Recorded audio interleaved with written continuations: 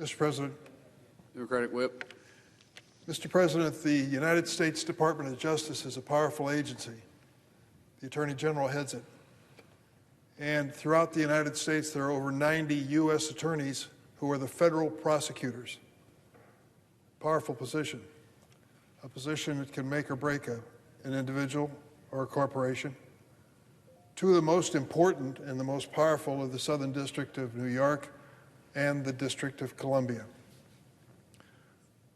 I come to the floor today to speak in opposition to the nomination of Ed Martin to be U.S. Attorney for the District of Columbia. I urge my colleagues, Democrats and Republicans, closely examine this nominee's record. Ed Martin's commentary and affiliations leave no doubt that he is unqualified to serve as the top federal law enforcement official for our nation's capital city. Nearly every day, new disqualifying information surfaces. Recently, ProPublica published a troubling report detailing Mr. Martin's conduct in multiple cases involving Eagle Forum, a conservative organization which has its roots in my home state of Illinois, formerly led by well-known activist Phyllis Schlafly. Within a year of Mr. Martin becoming the head of the Eagle Forum, the board of directors of that organization fired him in 2016. And they stated the reason: mismanagement and poor leadership. A majority of the board also filed a lawsuit to bar him from any association with the organization. Instead of arguing his case in court, according to the ProPublica publication, Mr. Martin secretly orchestrated a social media campaign attacking the presiding Illinois judge.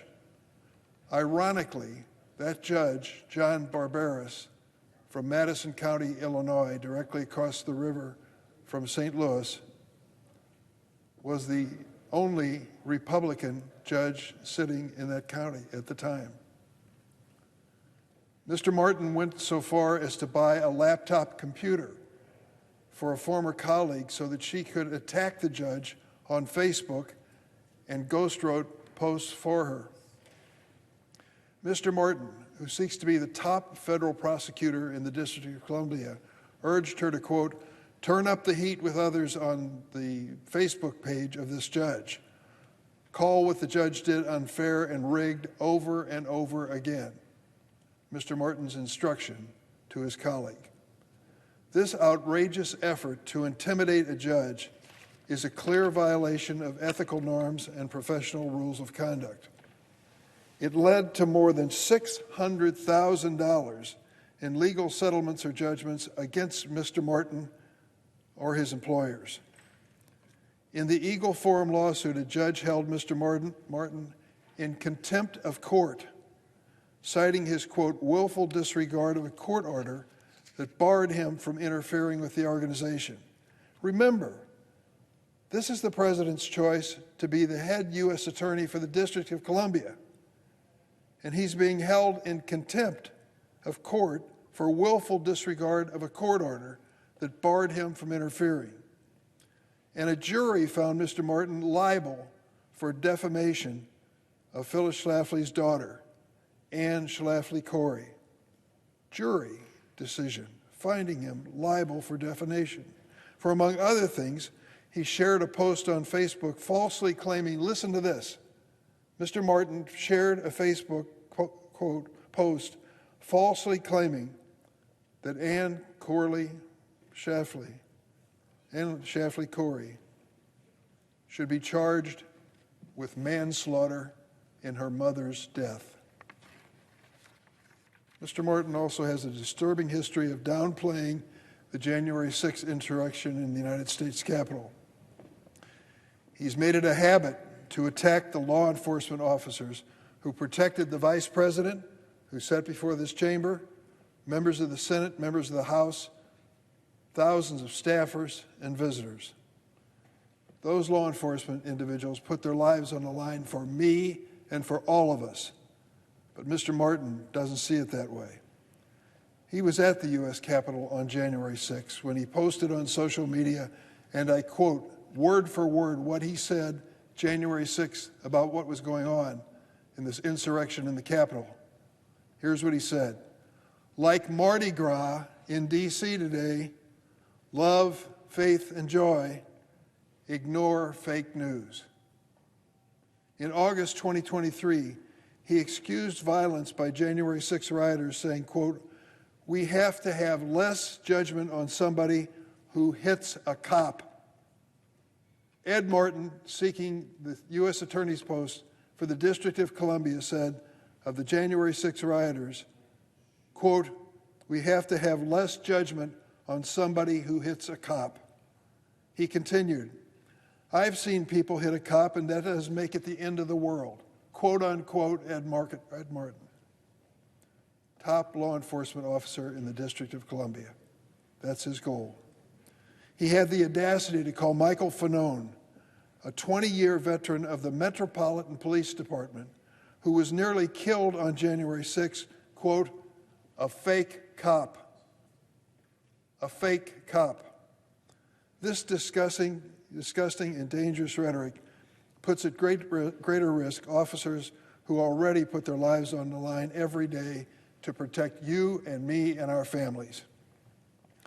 This lack of respect for law enforcement is inconsistent with his goal to be the presiding U.S. Attorney for the District of Columbia. According to Mr. Martin, January 6 rioters who beat the cops are, quote, patriots, his word, victims, his word. He has also attacked prosecutors who were assigned to work on January 6 cases. Incidentally, until he was selected for this position, he had never been a prosecutor. The top position in the U.S. Department of Justice in terms of U.S. attorneys, District of Columbia, the man for the job, never had any experience as a prosecutor.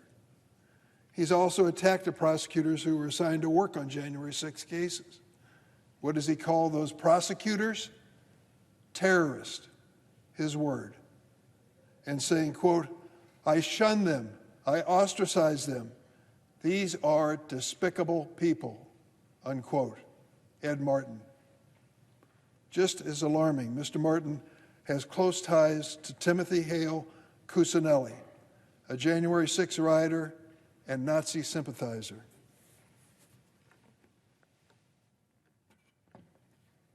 Look at this picture. In 2024 alone, Mr. Martin interviewed Mr. Hale Cuccinelli at least 5 times. In one of these interviews, Mr. Martin said, quote, Tim Hale is an extraordinary guy. I've gotten to know him really well. I'd say we're friends. Friends with a Nazi sympathizer. This is who the president believes should be the U.S. Attorney for the District of Columbia. Ed Martin now claims that despite these 5 interviews that we know of, he was not aware of Mr. Hale Cuccinelli's anti-Semitic commentary or penchant for donning a Hitler mustache until after he had presented him personally with an award last July. But Mr. Martin's own words demonstrate the opposite. Just weeks before this award ceremony, where Martin gives this man, who dresses up as Hitler, an award, Mr. Martin excused his dressing up as, quote, goofing around, and claimed he was being, quote, smeared and slurred by allegations of anti-Semitism. Documents filed in Mr. Hale Cuccinelli's criminal trial, he was a January 6 rioter, show that he has a long history of saying horrifying things. Let me give you one of Mr. Hale Cuccinelli's quotes, this man who was referred to as an extraordinary leader by Ed Martin. Here's what he said. Hitler should have finished the job. Hale Cuccinelli. He also claimed that he, quote, would kill, this is so disgusting, I hate to put it in the record, but it has to be. Mr. Hale Cusinelli also claimed, quote, he would kill all the Jews and eat them for breakfast, lunch, and dinner, and he wouldn't need to season them because the salt from their tears would make it flavorful enough, end of quote. This is the person that Ed Martin, the would-be prosecuting attorney for the District of Columbia, called an extraordinary man, an extraordinary leader. In a letter sent to the Judiciary Committee opposing Mr. Martin's nomination, 11 separate national Jewish organizations representing more than 1 million people wrote that Mr. Martin's associations are, quote, not only dangerous, they reveal a pattern of behavior incompatible with the responsibilities of a U.S. attorney, a role meant to uphold justice, to protect all communities, including Jewish Americans, from hate and extremism. On top of all this, Mr. Ed Martin has failed to disclose to the Senate an unprecedented number of required requests for information. Of approximately 2,200 writings or remarks that he was required to submit to the Senate Judiciary Committee, he omitted at least 700, over 30% of his known record. This includes his failure to disclose that he made nearly 150 appearances on networks funded and directed by the Russian government, and interviews on InfoWars. Do you remember the term InfoWars?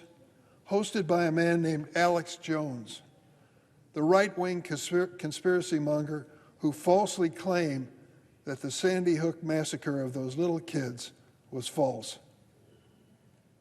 Just yesterday, my Judiciary Committee discovered more than 300 additional items that Mr. Martin failed to provide to the committee. This is the 5th time that Mr. Martin will be required to update his disclosures to the committee. This nominee is treating the Senate's constitutional obligation to provide advice and consent on his nomination with utter contempt. Just to put this in context, omitting over 700 items, we discovered 300 more that he failed to disclose. In the previous history of the committee, all the staff have looked closely. When it comes to omissions, Mr. Martin wins the trophy permanently. Why? Because the most in any previous case before was fewer than 10. His is over 700 failures to disclose before the committee. He also has, Ed Martin has his own history of making his own discriminatory comments. He baselessly called his fellow panelists on CNN, and I quote, black racist. And he later claimed, with no evidence, Mr. Martin said, I got fired because of the crazy black ladies on CNN that demanded I be fired because I didn't take their nonsense. The fact that Ed Martin feels the need to note the race and gender of people who cross him speaks volumes about his character. And in a speech that Martin did not disclose to the Judiciary Committee, we discovered he made the following statement. You're not racist if you don't like Mexicans, Ed Martin said. Just last year he said in an interview, you show me a Jewish American, Ed Martin said, who feels good about Democrat administration, I'll show you someone who's not really Jewish. How dare Ed Martin pass judgment on someone else's religious faith? The serious concerns about Ed Martin's nomination have only been heightened by his conduct as an interim U.S. attorney. One of his first official acts after his appointment was to fire numerous prosecutors simply for handling the January 6 cases that were assigned to them. He has also baselessly threatened to investigate numerous nonprofit organizations, educational institutions, lawmakers, and others, simply because he disagrees with them politically. The top prosecutor in the nation's capital should be focused on fighting violent crime and terrorism, not threatening our First Amendment rights. Mr. Martin's record makes it clear that he does not have the temperament, the judgment, or the experience to be entrusted with the power and responsibility of being U.S. Attorney for the District of Columbia. I urge my Democratic and Republican colleagues to oppose his nomination, and I yield the floor.